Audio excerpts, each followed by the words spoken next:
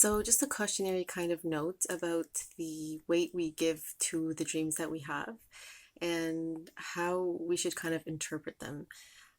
This is a really big topic. It's really hard to kind of assume that there's just going to be one perspective and it's going to be right.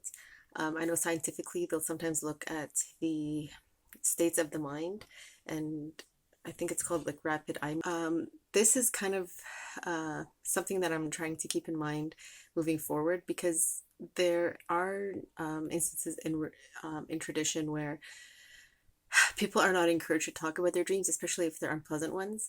I don't know what that emanates from, but I'm just gonna kind of go with that. Is that even if it's a good dream or if it's not a good dream, just try to think abstractly about things and kind of metaphorically, and that might help you stay away from little interpretations and then assuming something about someone else or letting it have some kind of negative impact on you personally. And that can now kind of give more weight to the way you creatively think about your life too, because then you can try to maybe reach out to that person and see, what is it that you're doing, and maybe if you're struggling with something on some kind of personal level, you can ask them directly about, I'm struggling with this right now. Have you ever come across like a similar situation, and if so, how did you kind of resolve it or evolve with it? So this is just a way of thinking more deeply about our subconscious. I don't. To me, I think that the brain is going to be something we're always kind of curious about. The nature of learning is definitely one of them. How we can unlearn and learn at the same time as another. So neuroplasticity is something that's relatively new, and it's called the growth mindset. If you are interested in reading about it, it's something that's really it just captivates my interest. And if you're on Instagram, I know Mel Robbins, she has regular posts that kind of speak to emotional intelligence. So kind of a way of, if you're trying to outgrow trauma or any way troubled by some kind of past occurrence, I think following her might be kind of something that you might be interested in exploring. So, if you've seen the movie Soul, I know I love these animated cartoon movies because they kind of allow us as adults to have a sort of playful approach with ourselves. So we're able to kind of relax a little bit and assume kind of like a younger perspective. And what if I kind of go into kind of like a dream-like world and just assume for a minute that I am in a different person's body, and what would I want to know about myself from this news perspective, right? So it's almost like, wow, completely different perspective on how you might want to see yourself. And I almost want to suggest that because we can have a certain, like, have you ever had a class, for example, where you really like the books that you're reading? So you've got like a reading list and you're going through the books, and as you're reading and you're writing your essay, for example, you notice that you kind of take on the tone of what you're reading. And sometimes I've noticed this because sometimes when I look back to my essays, like my old ones, and I read them, I'm like, wow, I sounded really like more than I thought I would have sounded. Like you sort of pick up a tone based on what you are reading. And in psychology, I think this is called the psychology of availability, which is basically whatever environment we're kind of involved in, we just sort of absorb it. And our mind just kind of sponges, like it just absorbs it and we retain it and we evolve with it. So imagine if we're consciously trying to do that, we can almost allow ourselves a break. Like we can just say, I'm just going to read it, not quite passively, like I'm going to think with it. I'm going to try and integrate these ideas, but I won't try to create a timeline, as it were. Like I'm just going to let it kind of process itself organically with me. The spiritual path has to be very relaxed. Like you don't need to have any kind of overarching sort of voice or person to kind of overwatch and kind of keep tabs on what you're doing, right? Sometimes that's an approach that you can find within religion. You have to kind of gauge for yourself and see if you do need outside supports or not, and how directly you want them to kind of support you. And so thinking about that, if you are somebody who already knows that the path through different religions sort of rubs off on you in some way, what is something that is kind of cautionary for yourself that you should kind of keep in mind? Because it's difficult to know what is extreme behavior, right? So I mentioned before that sometimes if you are around friends that are kind of noticing behavior that's like you've really changed a lot and you are fine with it, you don't really seem to think that there's anything wrong with the way you're kind of evolving. Um, how can you create a diverse enough group that'll give you a clear kind of reflection of who you are evolving to become and how you should assess that around being Muslim and maybe some negative portrayals around Islam? I used to worry a lot about how I was perceived as somebody who um, doesn't really defend the violence that is contained within religion. Like it's never something negative portrayal of any event. Sometimes within the Muslim community, the reaction used to be, "I hope it's not a Muslim who did it," right? Because it's almost like we just get all this negative press, and like, why is that?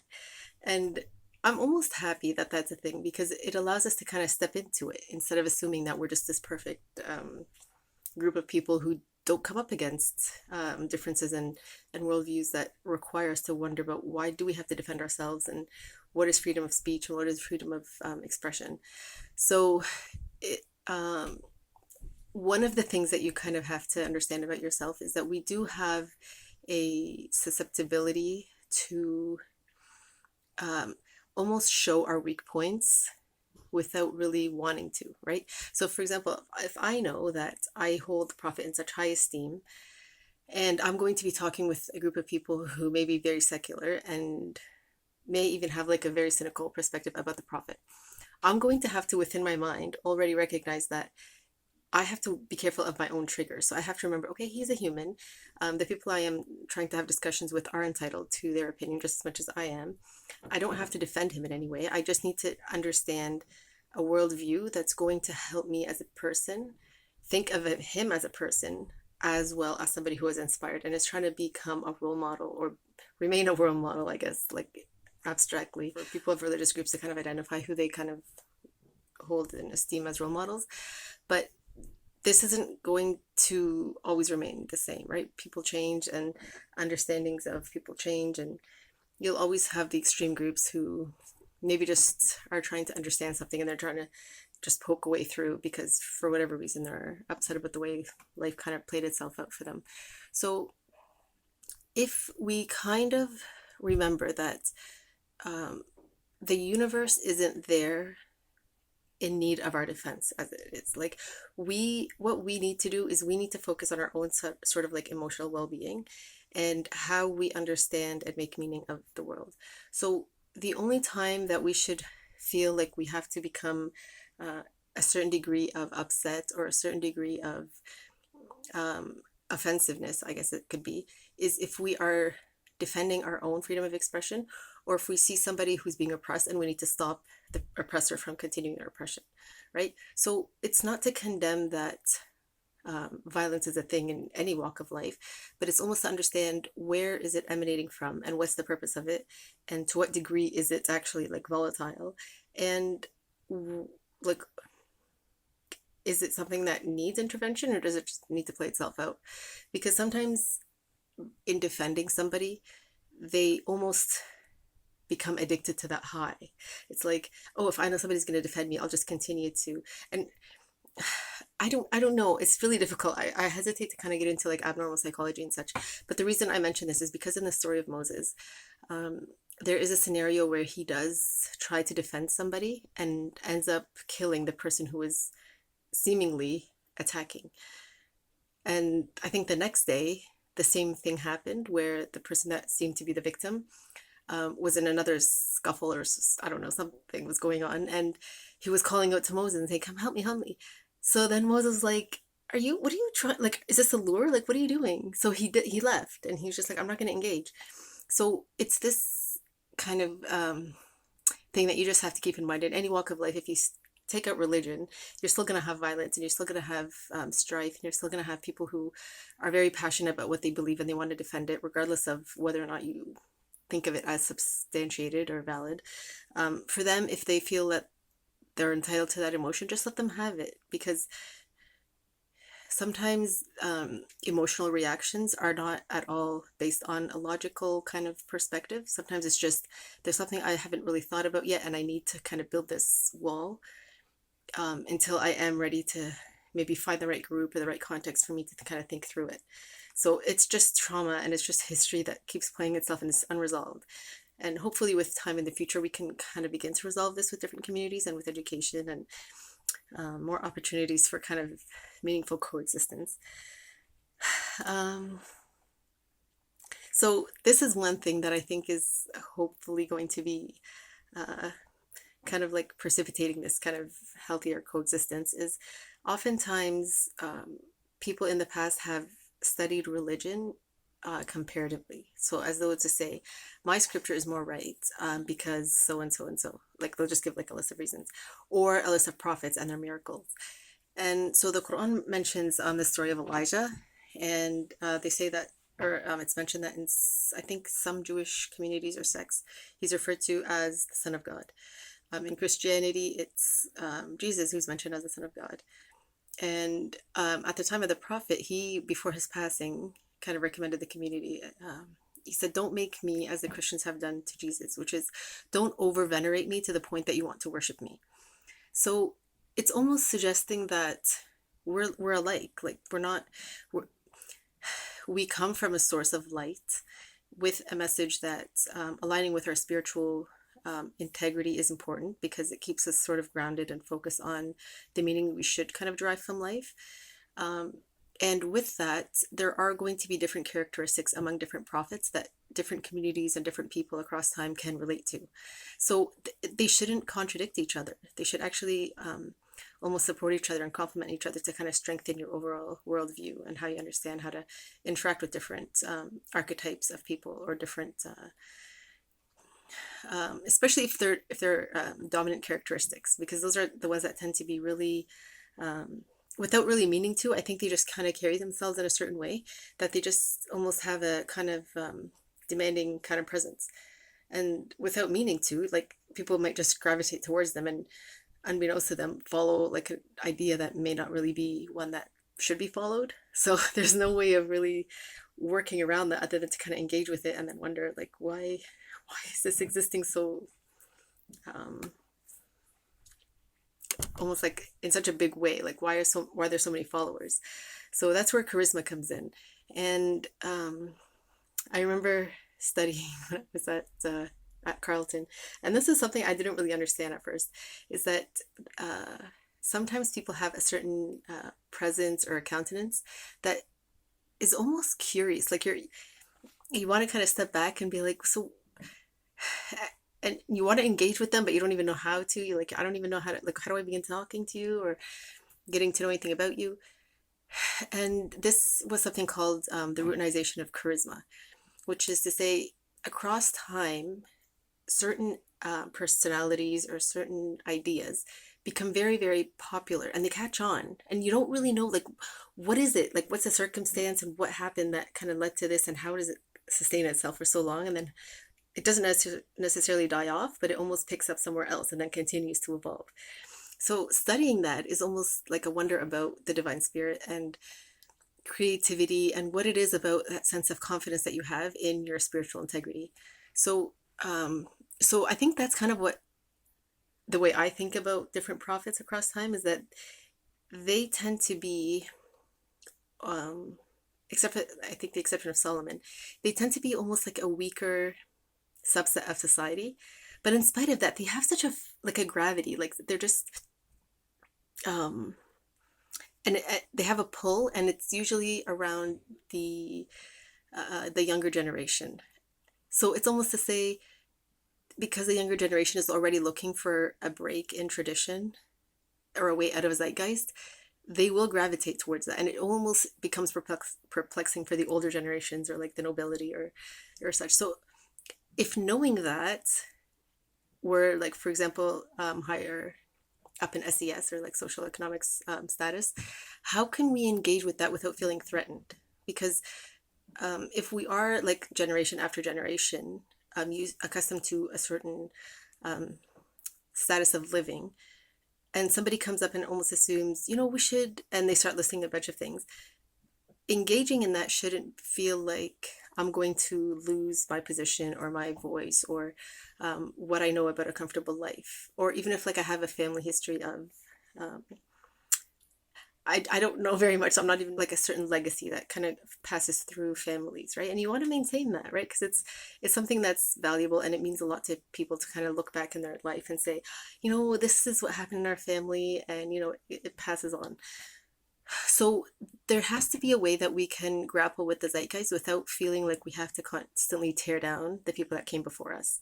So finding a way to kind of build while allowing voices to be heard and diversity to kind of be accepted and heard. Remembering that charity is never going to be something that diminishes anybody. So even charity in heart, like in listening. So oftentimes, I know growing up, um, my parents were quite orthodox, and um, it kind of loosened up as we kind of got older. We kind of just kind of began to take responsibility for ourselves a little bit. So I never used to um, ask to go out and hang out with my friends after school. It was always something that was just like, no, we're probably not going to be allowed because um, being like first generation immigrants, it was almost like we're just being very careful with how we kind of integrate into society. Like we don't really know what's going on yet, even though it is very safe. Like the city that we live in was like, I've lived here my whole life, and it's just a very friendly community. But how were they to know that? They can't really know. And because of the language barrier and everything, it was just kind of like a gradual assimilation into society.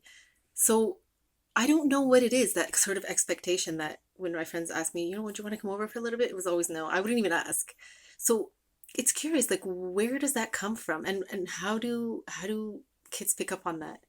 And how do we encourage them as adults to say, what, we grew up um, almost adapting this tradition, and we like that we can keep it, but what are some ways that we can include something that's contemporary? So what do you do in school or with your friends that maybe that's different than what we're accustomed to, that we can kind of find a new middle path together, right? So meet each other halfway. The reason I want to kind of emphasize this is that having that communication and that trust early on in life helps children feel like, if I do step outside of what's a norm in our tradition or our family, I won't feel that feeling of threat. Like, what if my parents find out? And it might not even be anything significant if the parents did find out, but it's almost like they already have that built in their mind that I'm going to have to hide something about myself, or I'm going to, and they kind of, it's not to be sneaky, it's just that they have no way of understanding it, that anything outside of what they've learned and what they see at home is still going to be okay for them to explore with. If parents kind of reach out already and kind of create that kind of communication as the children grow up into their teen years and their adolescent years, where all that rapid change is happening and they're trying to form their own identity, if you've already built that sort of foundation with them, they will try to do things on their own, but at least they'll have that trust that you won't be, overly hard on them if they try something new, or that they will have someone that they can talk to and that maybe won't judge them or have that kind of knee-jerk reaction of like immediately no, right? So that's really important to kind of build a sense of belonging in children as they grow up, because within a lot of traditional communities, sometimes when they do branch out into like a secular society, they have a hard time accepting that we can all have the same forms of entertainment, just to different degrees, right? So for example, if I used to have a group of friends that used to just get together after school and maybe go to the mall and maybe go to the restaurant afterwards and maybe have a quick supper, um, they're in a community or like in a kind of setting where there is alcohol, but they're not drinking it, right? Because maybe they're too young, or maybe they're just at that kind of blurry line of like 18, 19, 20, 21. But in a public setting, they won't be allowed to anyway because they need to be ID'd. So having children, even if they want, if the parents want to maintain that kind of tradition of we don't drink alcohol, for example, let them know what it's like to be able to say, I'm glad that I can be in your company. We can hang out together. But there are some things that I should let you know that I don't engage in. And I'm happy to explain why. So, in that sense, people are not as confused and are not as, why are you so different? Like, do you think you're better than us? And in that kind of rhetoric kind of builds, it's almost this tension where each side wants to be validated in some way, but they don't really know how to go about addressing it. So, that's part of the reason why I tried like some of the things that might not be traditionally allowed in tradition or like in an orthodox practice, just because I feel like there's no way of knowing 1400 years later what the response will be to um, trying something with a safe kind of environment. So it's not that I'm going to be going to social drink and then drive afterwards, right? That's clearly not a good idea. Um, so things like this where we are aware, like we're cognitively aware of what our choices are and what the consequences may be if we're not being responsible about them. So I'm going to stop there, and I'm glad that my videos have sort of gone back to kind of education, in and out of public education and kind of self-education, and back to families, because I remember at the beginning I wasn't really sure what my target audience should be and what the age group should be. So I'm going to hopefully, I think, I want to almost create a way of journaling while having side pages that sort of explain some of the stories that are narrated in the Quran regarding prophets and some of the really big struggles they came up against. So as you're journaling, for example, I'm starting this spiritual path, and you can do your own kind of reflection about this is what I assume might be a struggle for me, and then this is the way I might resolve it, right? So as you're going through life, you have that kind of guideline for yourself as your personal context, but failing that you have resolutions at hand, then you can hopefully refer to these stories. And they're general enough, and they're across almost all scriptures, right? Except for maybe the Hindu ones, just because the narration in the Quran does talk mostly about the Abrahamic faiths onwards. The ones before are mentioned maybe not as in much depth, but it's difficult to know the geography, so I don't want to say that they won't overlap with the Hindu scriptures or the Vedas. They very well could be, right? I just don't know. Yeah, so I hope these videos have been kind of something that are beneficial to anyone looking for some kind of guidance on how to begin a spiritual path and how to maintain it throughout life, and then some of the pitfalls, some of the things to kind of be encouraged about, and then how to find supports, how to build them. And anything that is contentious, just know that you don't need to apologize for it. Like anything that has tradition as a foundation tends to evolve with time, and there usually are practices that are maybe maladapted, but the community can't let go of anyway. So just something to think about. Build a community online with Facebook or like an email group, and hopefully you'll enjoy your path.